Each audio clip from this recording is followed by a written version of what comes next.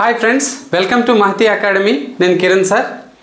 ఉభయ తెలుగు రాష్ట్రాల్లో అన్ని పోటీ పరీక్షలకి ఉపయోగపడే కరెంట్ అఫైర్స్ని ఒక సిరీస్ వారీగా మహతి అకాడమీ అందిస్తుంది. గత వీడియోల్ని మీరు వాచ్ చేయనట్టయితే ఐకార్డ్స్లో గత వీడియోల్ని అందివ్వడం జరుగుతుంది, వాటిని వాచ్ చేయండి. అదేవిధంగా మన ఛానల్ని మొదటిసారి చూస్తున్నట్టయితే తప్పకుండా సబ్స్క్రైబ్ చేసుకోండి. అన్ని పోటీ పరీక్షలకి ఉపయోగపడే ముఖ్యమైన అప్డేట్స్ అదేవిధంగా కంటెంట్ని ఉచితంగా మన ఛానల్లో అందివ్వడం జరుగుతుంది. అయితే ఈరోజు కరెంట్ అఫైర్స్, ఈ సిరీస్లోని కరెంట్ అఫైర్స్లోకి వెళ్ళే ముందు ఏపీపీఎస్సీ గ్రూప్ 2కి ప్రిపేర్ అవుతున్నటువంటి అభ్యర్థులందరికీ నాదొక ముఖ్యమైన విన్నపం ఉంది. ఖచ్చితంగా మీకు ఏపీపీఎస్సీ ప్రిలిమ్స్కి బేసిక్ పాయింట్స్ నుంచే బిట్స్ రావడం జరుగుతుంది. అంటే కరెంట్ అఫైర్స్, మెంటల్ ఎబిలిటీని మీరు జాగ్రత్తగా ప్రాక్టీస్ చేసినట్టయితే మిగతా 2 సబ్జెక్టులు అండ్ మిగతా 3 సబ్జెక్టులు ఇండియన్ హిస్టరీ, జాగ్రఫీ, సొసైటీకి సంబంధించి బేసిక్ అంశాలపైనే బిట్లు రావడం జరుగుతుంది. ఇప్పుడు చాలా ముఖ్యమైన క్వశ్చన్స్ అని లేదంటే చాలా ఇంపార్టెంట్ క్వశ్చన్స్ అని ఆనిముత్యాలని అక్కడ ఇక్కడ మీరు దయించి సెర్చ్ చేయొద్దు. స్కోర్ చేసే విధానం అది కాదు. ఖచ్చితంగా మీరు బేసిక్ అంశాలను జాగ్రత్తగా గుర్తుపెట్టుకున్నట్లయితే కరెంట్ అఫైర్స్ని, మెంటల్ ఎబిలిటీలో ఉన్నటువంటి ట్విస్టుల్ని సరిగ్గా అర్థం చేసుకొని సెల్ఫ్ అసెస్మెంట్ చేసుకున్నట్టయితే ఖచ్చితంగా మీరు సెలెక్ట్ అవుతారు. ఇక మహతి అకాడమీలో జిఎస్ కోర్స్ తీసుకున్న లేదా ఏపీపీఎస్సీ గ్రూప్ 2 ప్రిలిమ్స్ కోర్స్ తీసుకున్నటువంటి అభ్యర్థులకి నాదొక ముఖ్యమైన విన్నపం. నేను అందించినటువంటి కంటెంట్ కానీ నేను ఇచ్చినటువంటి ప్రశ్నలు కానీ మీకు ఖచ్చితంగా సెలెక్ట్ అవ్వడానికి సరిపోతాయి. ఆ 10,000 మంది అంటే ఏదైతే మెయిన్స్ రాయబోయే, ఒకవేళ 1:12 కానీ 15 కానీ అనుకుంటే మెయిన్స్ రాయబోయే చివరి 10,000 మందిలో మీరు ఖచ్చితంగా ఉంటారు. ఖచ్చితంగా ఆ 10,000 మందిలో ఈ కంటెంట్తో ఉంటారు. మీరు ఇతర పుస్తకాల్లో అర్థం కాని అంశాలు లేదా కఠినమైన ప్రశ్నలు అని చెప్పి లేదా ప్రశ్నలు బాగున్నాయని చెప్పి వాటిని ప్రిపేర్ అవ్వాల్సిన అవసరం లేదు.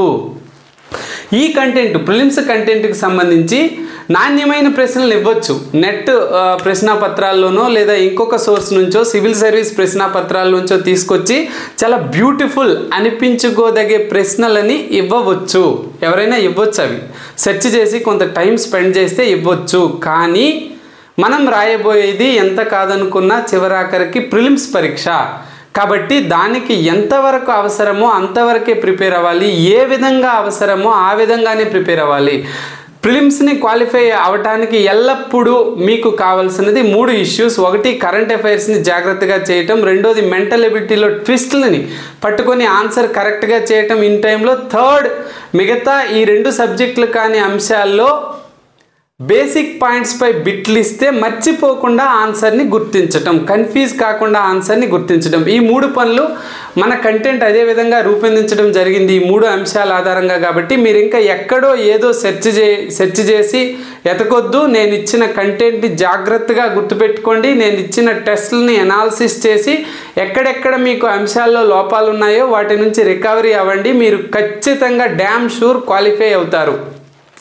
ఇక నెక్స్ట్ కరెంట్ అఫైర్స్లోకి వెళ్ళిపోతే, ఇటీవల భారత సుప్రీంకోర్టు ఒక తీర్పును వెలువరించింది.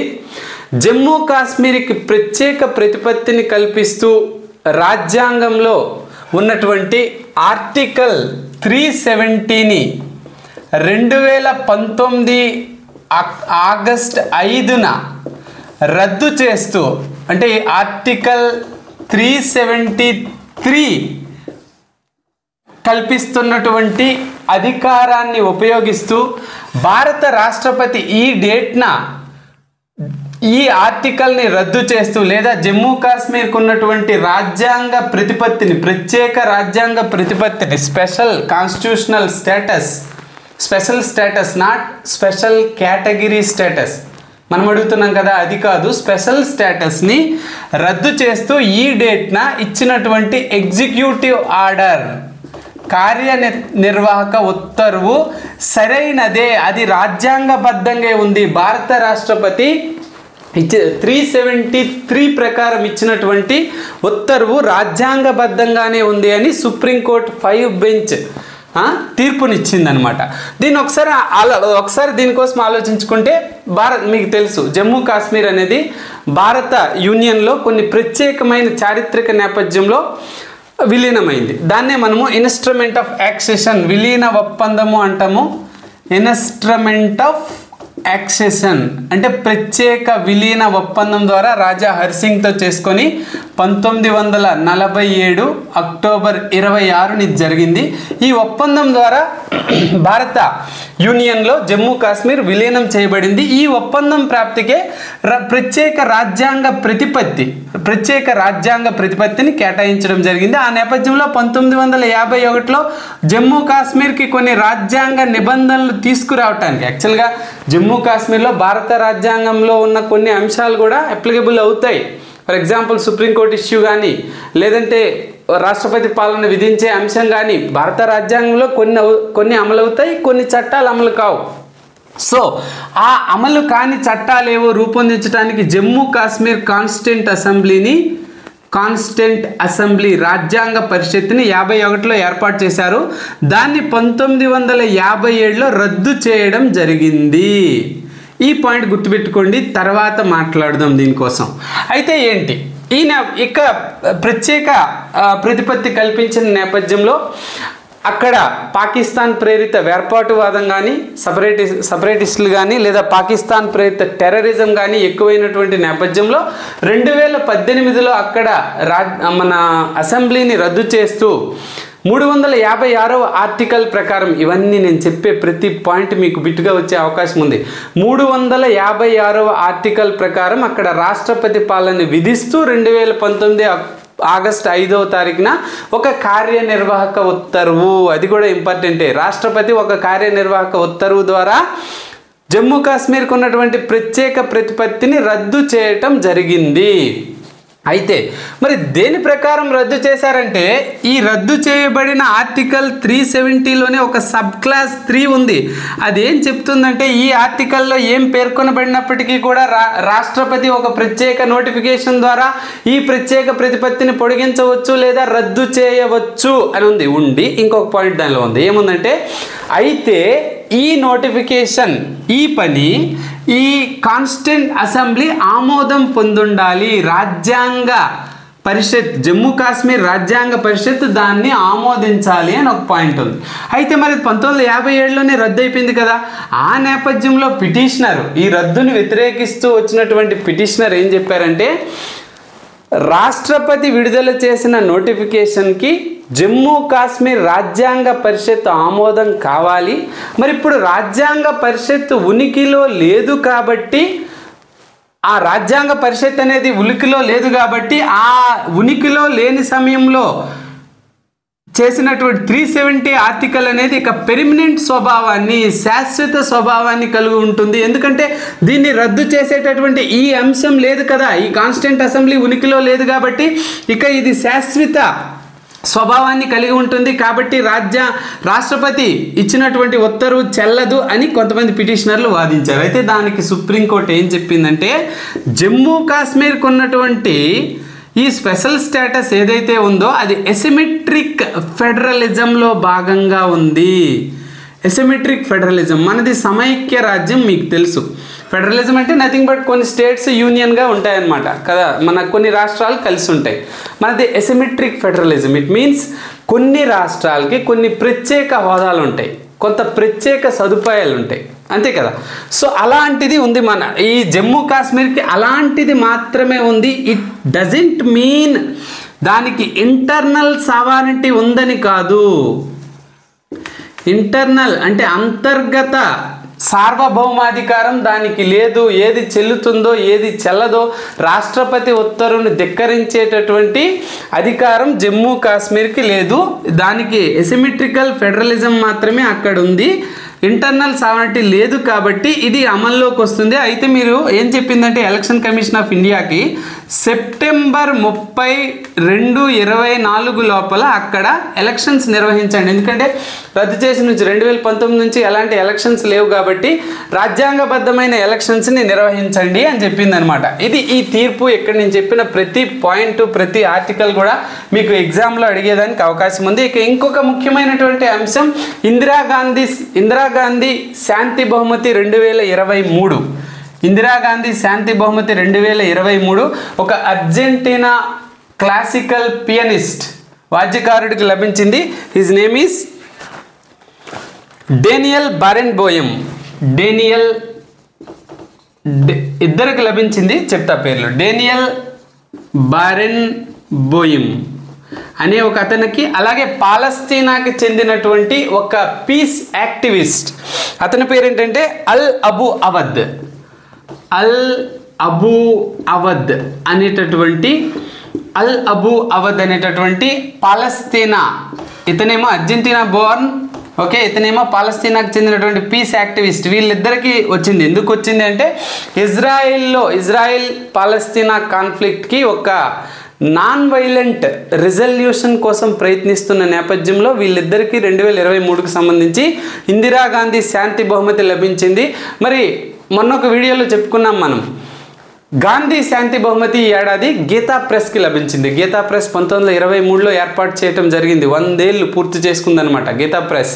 భగవద్గీతను ముద్రిస్తుంది, ఇతర 40,000 ఎన్నో గ్రంథాలను ముద్రించింది, మీ అందరికీ తెలుసు. ఓకే, రైట్, ఇవి ముఖ్యమైనవి. ఇక నెక్స్ట్ ఇంకొక పాయింట్ కానీ చూసుకుంటే, నోహా లైల్స్ ఇటీవల వరల్డ్ అథ్లెటిక్స్ ప్రకటించినటువంటి ట్రాక్ అండ్ ఫీల్డ్, ట్రాక్ అంటే పరుగు పందెం అన్నటువంటి ఆ ఏరియా, ట్రాక్ అండ్ ఫీల్డ్ అంటే ఇప్పుడు మనకి ఈ జావెలిన్ త్రో కానీ, డిస్కస్ త్రో కానీ, హ్యామర్ త్రో కానీ, ఇలాంటి విసిరే చోటుని ఫీల్డ్ అంటాం. ఓకే, లాంగ్ జంప్ కానీ, హై జంప్ కానీ వాటిని ఫీల్డ్ అంటారు. ట్రాక్ అంటే రన్నింగ్ ఈవెంట్స్ని ట్రాక్ అంటారు. ఈ వరల్డ్ అథ్లెటిక్స్ ఇచ్చేటటువంటి world athletes of the year, world athletes చాలా ఇంపార్టెంట్, ఇది వినండి. అథ్లెట్స్ ఆఫ్ ద ఇయర్ 2023 ప్రపంచ అథ్లెట్లు 2023 అవార్డులని వరల్డ్ అథ్లెట్స్ అసోసియేషన్ ప్రకటించింది. ట్రాక్లో అంటే పరుగు పందాల లాంటివి సంబంధించి ట్రాక్లో మేల్ పురుషుల విభాగంలో నోహా లైల్స్ తెలుసు కదా, 100 మీటర్ స్ప్రింటర్, అమెరికాకు చెందినటువంటి 100 మీటర్ల స్ప్రింటర్ అనమాట నోహా లైల్స్. మొన్న బుడపెస్ట్లో జరిగినటువంటి వరల్డ్ ఛాంపియన్షిప్లో 3 బంగారు పథకాలు వచ్చినాయి. ఇప్పుడు మనకు హుసేన్ బోల్ట్ లాగా the best runner, short runner అనమాట, నోహా లైల్స్కి వచ్చింది. ఇక ట్రాక్లో ఫిమేల్లో కెన్యాకు చెందినటువంటి ఫెయిత్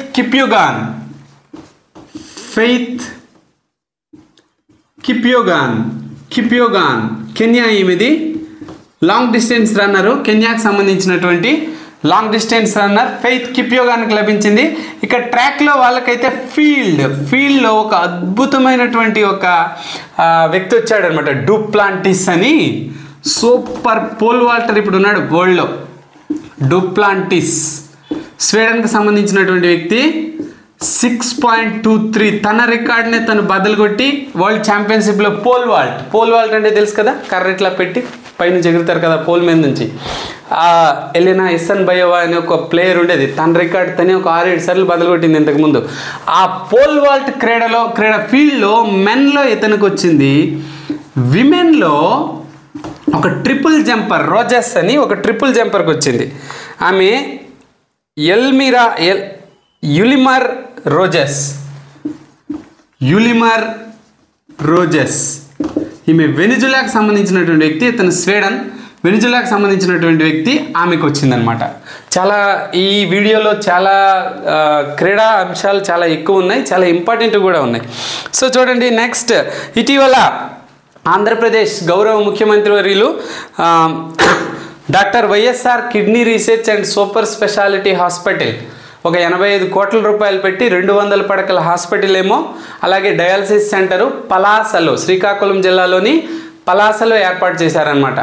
ఓకే, ఇంకా ఆ కార్యక్రమంలోనే భాగంగా ఉద్దానం ఏరియాలో శ్రీకాకుళం జిల్లాలో 807 విలేజ్ల్లో అంటే 7 మండలాల పరిధిలో ఉద్దానం ఏరియా అంటారు. శ్రీకాకుళంలోని ఉద్దానం ఏరియాలో అంటే కిడ్నీ రోగులు ఎక్కువ అనమాట. అక్కడ ఆ కిడ్నీ రోగులు ఎక్కువగా ఉన్నటువంటి ఉద్దానం ఏరియాలోని 7 మండలాల పరిధిలో 807 విలేజెస్లో 700 కోట్లు ఖర్చు పెట్టి వైఎస్ఆర్ సుజలధార అని ఒక పథకం ప్రారంభించారు.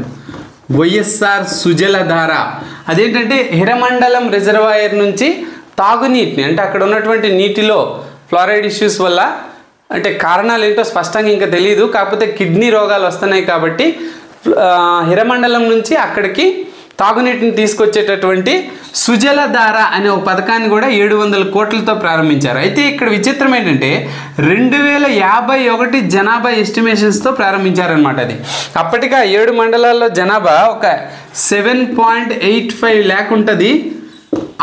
ఆ జనాభాకు అనుగుణంగా దాన్ని ప్రారంభించారనమాట. ఓకేనా, చాలా చాలా ఇంపార్టెంట్ ఏపీ కరెంట్ అఫైర్స్కి సంబంధించి 2. నెక్స్ట్ ఇక చూస్తే డొనాల్డ్ టస్క్ పోలాండ్కి ప్రైమ్ మినిస్టర్గా ఎన్నికయ్యారు. డొనాల్డ్ ట్రంప్ లాగా ఈ డొనాల్డ్ గుర్తుపెట్టుకుంటే అయిపోయింది. డొనాల్డ్ ట్రంప్ అంటే మనకి యుఎస్ఏకి సంబంధించిన పాత అధ్యక్షుడు కదా, జో బిడెన్కి ముందు. సో డొనాల్డ్ టస్క్ పోలాండ్కి ఏంటి ప్రైమ్ మినిస్టర్, ప్రధానమంత్రిగా ఎన్నికయ్యారనమాట. ఓకే, నెక్స్ట్ ఇంకా చూస్తే రాజమండ్రి ఏపీ ఇంకొక కరెంట్ అఫైర్స్. రాజమండ్రి ఎయిర్పోర్ట్లో Jyotiraditya Scindia avian minister, civil avian minister, పౌర విమానయాన శాఖ మంత్రి జ్యోతిరాదిత్య సింధియా రాజమండ్రి ఎయిర్పోర్ట్లో ఒక కొత్త ప్యాసింజర్ టెర్మినల్, ఒక 2100 మంది, అంటే హై పీక్లో ఫుల్గా ఉన్నప్పుడు 2100 మందిని బేర్ చేయగలిగే ప్యాసింజర్ టెర్మినల్ని ఇటీవల ప్రారంభించారు. ఇంకా ఇక్కడ రాజమండ్రి ఏరియా చుట్టూ అంటే మనకి ఆక్వా ప్రోడక్ట్స్కి సంబంధించి కానీ, ఫ్లవర్ కడియం ఉంది కదా ఆల్రెడీ, ఫ్లవర్ ప్రోడక్ట్స్కి సంబంధించి కానీ ఒక కార్గో టెర్మినల్ని కూడా ఏర్పాటు చేస్తామని చెప్తున్నారు. ఓకేనా, నెక్స్ట్ ఇంకా ఈ టెర్మినల్లో అంటే ఈ ప్యాసింజర్ టెర్మినల్లో ఇక్కడ బోయింగ్ 375 అంటే పెద్ద పెద్ద విమానాలు, ఎయిర్ బస్ 321 మొదలైనవి కూడా ల్యాండ్ అవ్వడానికి అనుగుణంగా టెర్మినల్ని స్టార్ట్ చేస్తున్నారనమాట. ఓకే, ఇంకొక ముఖ్యమైన విషయం మన మినిస్టర్ చెప్పారు, కర్నూలులోని వార్వకల్లో 500 కోట్లతో ఒక పైలట్ ట్రైనింగ్ సెంటర్, అంటే ప్యాసింజర్ పైలట్ ట్రైనింగ్ సెంటర్ని కర్నూలులోని వార్వకల్లో నెక్స్ట్ ఇయర్ 2024లో ప్రారంభిస్తామని మన మినిస్టర్ గారు గుడివాడ అమర్నాథ్ గారు చెప్పారనమాట. ఓకే, నెక్స్ట్ ఇంకొక ముఖ్యమైన ఇష్యూ ఏపీకి సంబంధించి ఉంది, మీకు గుర్తుండే ఉంటుంది. 2020 మేలో ఎల్జీ పాలిమర్స్ ఇండియా లిమిటెడ్ అని ఒక కంపెనీ నుంచి స్టెరైన్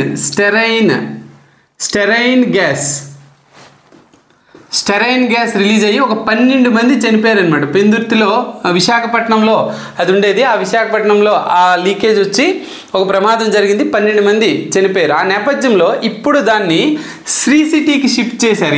ఈ పరిశ్రమని శ్రీ సిటీకి షిఫ్ట్ చేశారు. ఎక్కడికి షిఫ్ట్ చేశారని అడగొచ్చు. ఓకేనా, ఒక బ్యాక్గ్రౌండ్ ఉంది కాబట్టి. నెక్స్ట్ ఇంకా చూసుకుంటే కావేరీ బేసిన్లో వెరీ వెరీ ఇంపార్టెంట్. కావేరీ బేసిన్లో గడిచిన 50 ఏళ్లలో 12,850 చదరపు కిలోమీటర్ల న్యాచురల్ వెజిటేషన్ అంటే గ్రీన్ కవర్, పచ్చదనం కోల్పోయిందట కావేరీ బేసిన్ గడిచిన 50 ఏళ్ళు. అంటే ఇంచుమించు 1965 నుంచి 2016 మధ్యన ఇంత శాతం కోల్పోయిందట. ఇందులో 3/4 ఏమో కర్ణాటకదే కోల్పోయింది, 1/5 ఏమో తమిళనాడుది కోల్పోయింది, గ్రీన్ కవర్ కోల్పోయింది అనమాట. ఇది ఎవరు చేశారు? ఈ రిపోర్ట్ ఎవరు ఇచ్చారంటే Indian institute of science Bengaluru. ఇది ఇంకా ఇంపార్టెంట్. ఓకే, ఇది అడుగుతారు, ఈ రిపోర్ట్ ఎవరు ఇచ్చారని కూడా రివర్స్లో అడగొచ్చు, లేదా Indian institute of science Bengaluru శాస్త్రవేత్తల రిపోర్ట్ ప్రకారం ఎంత న్యాచురల్ వెజిటేషన్ పోయిందని అడగొచ్చు. ఈ న్యాచురల్ ఇష్యూస్కి, ఎకోసిస్టమ్ ఇష్యూస్కి ఇప్పుడు అధిక ప్రాధాన్యత ఉందన్నమాట. ఇవి కొంచెం unknown facts, very tough facts కాబట్టి గుర్తుపెట్టుకోవాల్సిన అవసరం ఉంది. అలాగే WHO రిపోర్ట్ కూడా ఒకటి ఇటీవల వార్తల్లోకి వచ్చింది. అదేంటంటే గ్లోబల్గా రోడ్డు ప్రమాద మరణాల్లో 5% డిక్లైన్ ఉంటే కింద సంవత్సరంతో పోల్చుకుంటే ఈ సంవత్సరం భారతదేశంలో 15% హైక్ ఉంది రోడ్డు ప్రమాదాల్లో. సో అది కూడా అలాంటి కీలకమైనటువంటి అంశాలు అడిగేదానికి అవకాశం ఉంది. అలాగే వరల్డ్ ఫుడ్ ప్రోగ్రామ్ FAO ప్రకారం యుఎన్కి సంబంధించినటువంటి food and agriculture organization report ప్రకారం ఇండియాలో 24% ఏమో ఆకలితో బాధపడుతున్నారు. జీరో హంగర్ అనేది మనకి సస్టైనబుల్ డెవలప్మెంట్ గోల్స్లో సెకండ్ కదా. సో ఇంకా తీసుకుంటే అలాంటివన్నీ ముఖ్యమైన అంశాలు గుర్తుపెట్టుకోవాలి. ఇంకా next 75th human rights day, 75వ మానవ హక్కుల దినోత్సవం. మనకు తెలుసు united nations declaration of human rights, universal declaration of human rights, universal declaration of human rights ఎప్పుడు చేశారని అడగొచ్చు, సొసైటీకి సంబంధించి కానీ ఇంకో దాని కానీ చాలా ముఖ్యమైనది. Universal declaration of human rights universal declaration విశ్వవ్యాప్తమైన మానవ హక్కుల ప్రకటన అనేది ఎప్పుడు వచ్చింది? 1948 డిసెంబర్ 10న వచ్చిందనమాట. ఈ డేట్ కూడా అడిగేదానికి అవకాశం ఉంది. 75 ఏళ్ళు పూర్తి చేసుకుంది ఈ ఏడాది. ఓకేనా? 1948లో ప్యారిస్లో జరిగినటువంటి యునైటెడ్ నేషన్ జనరల్ అసెంబ్లీ సర్వసభ్య సమావేశంలో ఈ నిర్ణయం తీసుకున్నారు. ఓకే, ఇలాంటివన్నీ ఈ మల్టీ డైమెన్షనల్ ఆలోచనలతో ఉండాలి. ఓకేనా? Next Noah Lyles. Okay, right. International tennis hall of fame, ఇది కూడా స్పోర్ట్స్కి సంబంధించి ఇంకొక ముఖ్యమైనటువంటి అంశము, అడిగేదానికి అవకాశం ఉంది.